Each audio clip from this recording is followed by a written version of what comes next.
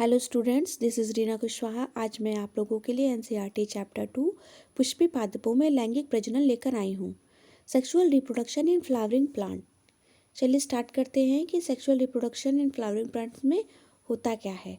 सबसे पहले जब मेल गैमीट और फीमेल गैमीट आपस में फर्टिलाइज करते हैं तो जाइगोट बनता है, युग्मनज बनता है, और ये युग्मनज आकर विकसित होकर भ्रूण एम्ब्रियो बनाता है, और ये एम्ब्रियो आगे फर्दर डेवलप करके नया प्लांट बनाता है, नया पादप बना लेता है। चलिए आगे देखते हैं।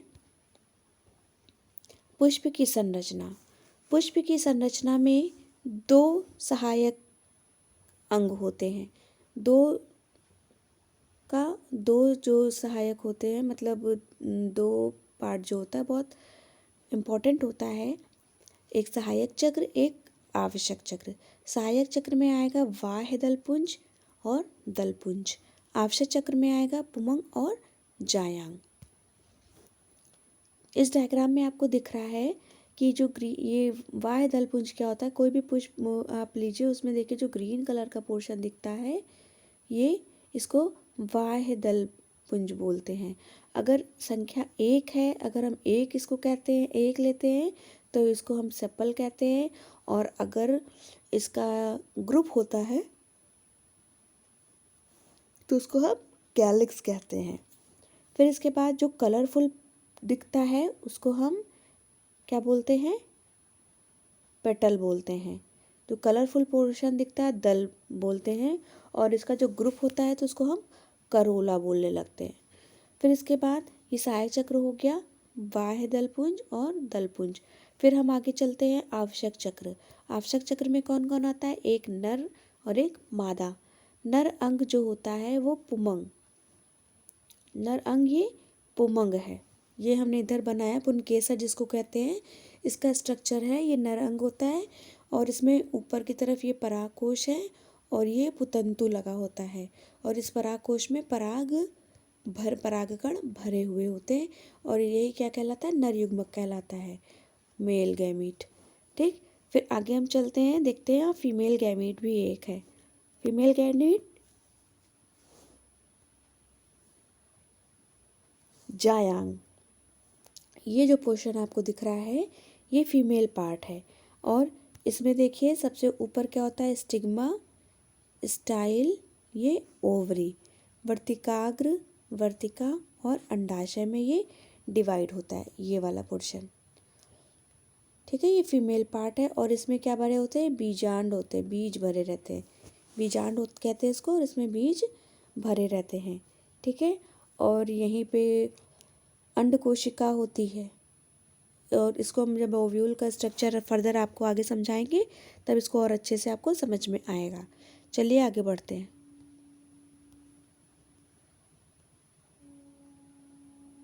एंड्रोशियम। एंड्रोशियम का स्ट्रक्चर, ये पराग कोश होता है, ये कनेक्टिव मतलब संयोजी, ये संयोजी है, और ये पुतंतु है।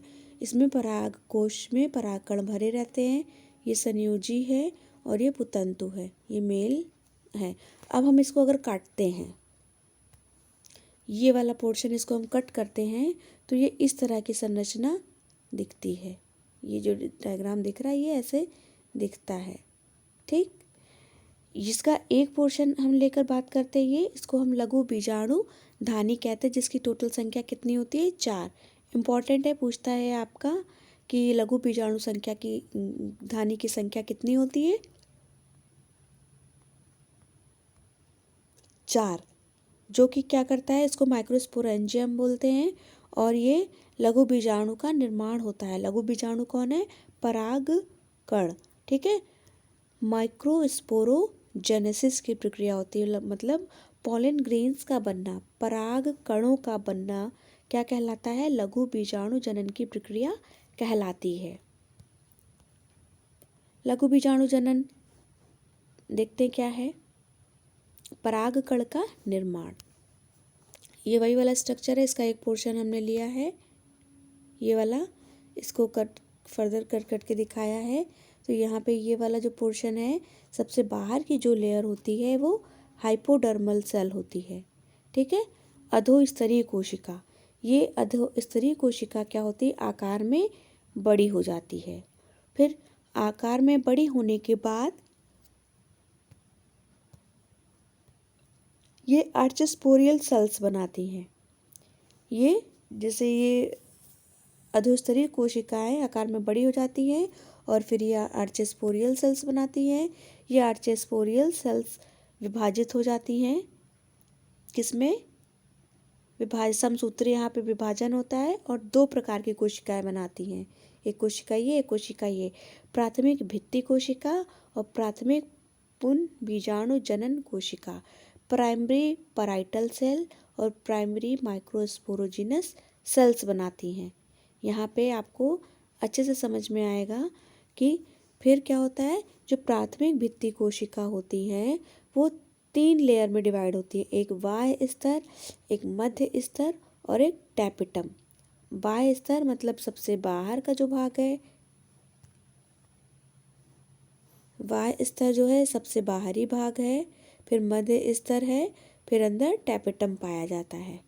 ठीक है, मध्य स्तर जो होता है वो 1 से 3 स्तर का बना होता है और ये परागकणों को पोषण देने का कार्य करते हैं, लेकिन ये जल्दी नष्ट हो जाते हैं, ये जल्दी ही नष्ट हो जाते हैं। फिर आगे क्या होता है, जो टैपेटम होती है सबसे अंदर होती है, ये क्या काम करता है, जैसे ये नष्ट हो गए लेकिन लास्ट तक पोषण देने का कार्य टैपेटम करता है। ये विकसित होते हुए परागकणों को पोषण देने का कार्य करता है। टैपेटम का कार्य आपसे एग्जाम में पूछा जाता है, टैपेटम का कार्य बताइए। विकसित होते हुए परागकणों को पोषण देने का कार्य टैपेटम करता है। ठीक, फिर इसके बाद जो एक तो ये हमने पैराइटल सेल का कार्य मतलब क्या होता है ये बता दिया। फिर देखते हैं जो सेकंड वाली है वो है प्राथमिक पुंज बीजाणु जनन कोशिका, जो यहाँ पे आपको दिख रही है, ये यहाँ पे जो दिख रही है ये, इसके बारे में बताते हैं। यहाँ पे समसूत्री विभाजन होता है और लघु बीजाणु मात्र कोशिका का निर्माण, माइक्रोस्पोर मदर सेल का फॉर्मेशन हो जाता है। फिर ये फर्दर पॉलन ग्रेन मतलब परागकणों का निर्माण कर देता है। लघु बीजाणु जनन का मतलब क्या होता है, परागकणों का निर्माण, परागकणों का बनना। ठीक है, ये क्या होता है, माइक्रोस्पोरोजेनेसिस लघु बीजाणु जनन, इम्पॉर्टेंट है, इसको तैयार करके रखिएगा। फिर ये जो परागकण बन जाते हैं, परागकण बन जाते हैं, फिर परागकोश फटेगा, जब फटेगा फिर यहाँ से परागकण बाहर निकल आएंगे। ठीक है, कुछ स्थितियाँ होती हैं परागकोश के फटने से पहले की, उसको देखते हैं। फिर परागकण की संरचना, सबसे बाहर जो पॉलन ग्रेन होता है वो थोड़ा सा कैसा होता है, खुरदुरा टाइप का होता है। ठीक, और इसी में छोटे छोटे जनन छिद्र पाए जाते हैं। इसको जो बाहर भाग होता है बाह्य चोल, उसको एक्साइन कहते हैं।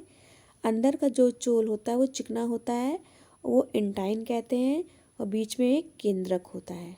ठीक है, इंपॉर्टेंट पॉइंट स्टार्ट होने वाला है।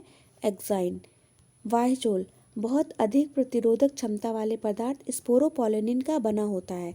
एक्साइन जो होता है बहुत ज़्यादा प्रतिरोधक क्षमता वाला स्पोरोपोलिन का बना होता है। ये पॉइंट टू बी रिमेंबर, याद रखिएगा इस पॉइंट को। स्पोरोपोलिन का जैविक अपघटन कभी नहीं होता है, ये नष्ट कभी नहीं होता है।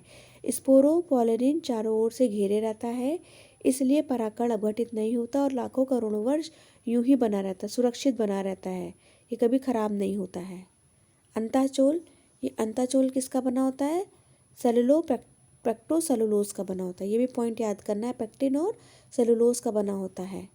परागकणों को लिक्विड नाइट्रोजन में 196 डिग्री सेल्सियस टेम्परेचर पर कई वर्षों तक भंडारित किया जाता है। ठीक है, ये भी पॉइंट आप याद रखिएगा, कितने टेम्परेचर पे, -196 डिग्री सेल्सियस टेम्परेचर पे लिक्विड नाइट्रोजन में कई सालों तक इसको संरक्षित रखा जा सकता है।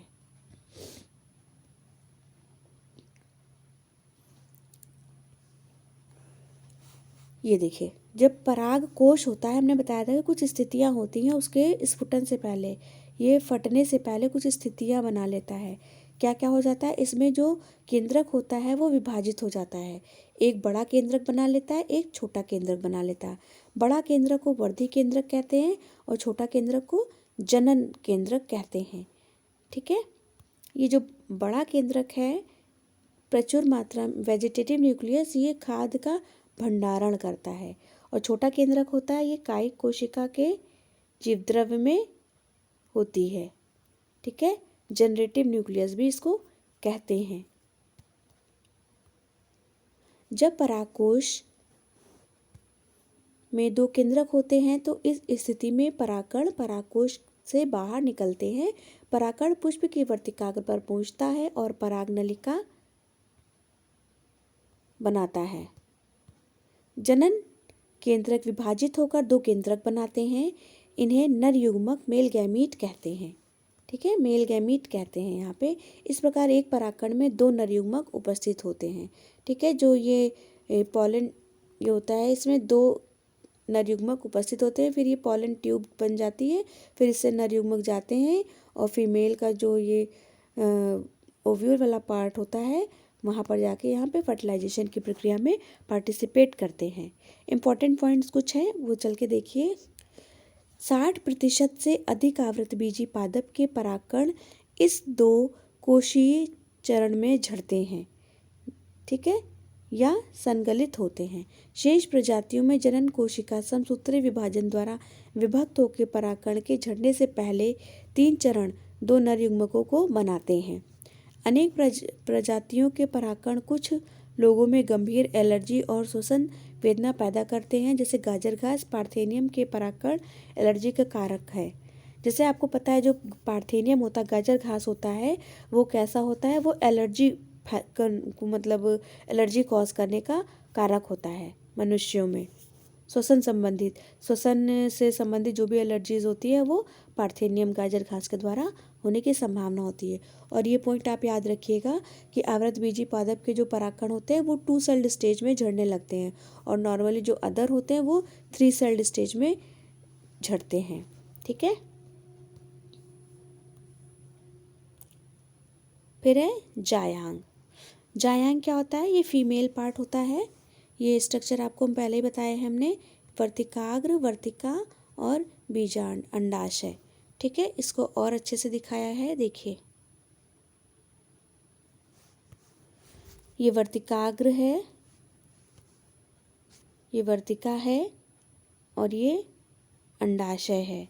ठीक है, अंडाशय में ये अंडाशय ये दिख रहा है, ये वाला पोर्शन।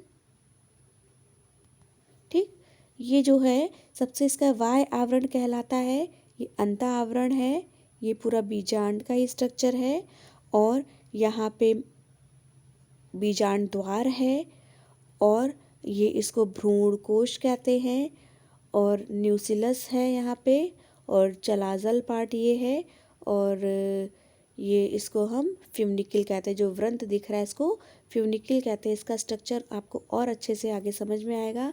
जो ये बीजांड का पीछे वाला भाग होता है ये निभाग कहलाता है। ये बीजांड द्वार, ये छिद्र जो दिख रहा है बीजांड द्वार, यहीं से पॉलन ट्यूब अंदर जाती है। ठीक है, बीजांड द्वार है और यहाँ पे ये भ्रूण कोश दिख रहा है।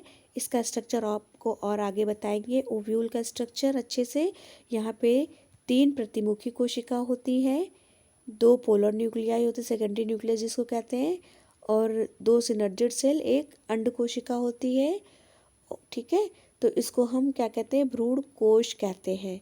ठीक है, सहायक कोशिका अंड कोशिका होती है, द्वितीयक केंद्रक प्रतिमुखी कोशिका। ये वाला जो भाग होता है ये न्यूक्सिलस कहलाता है, पश्च भाग चलाजा कहलाता है। ठीक है, ये तो फीमेल पार्ट हो गया और इसको आगे और अच्छे से बताएंगे। ठीक है, तो इस प्रकार से ये कैसे होते हैं, 7 कोशिकीय 8 केंद्र की संरचना होती है। ठीक, फिर मेगा स्पोरोजेनेसिस की प्रक्रिया आती है, इसको मैं कल बताऊंगी। आज आप माइक्रोस्पोरोजेनेसिस तक ही रखिए और ये जायांग का स्ट्रक्चर भी समझ के रखिए। इसको हम कल फर्दर लेकर आगे बढ़ेंगे।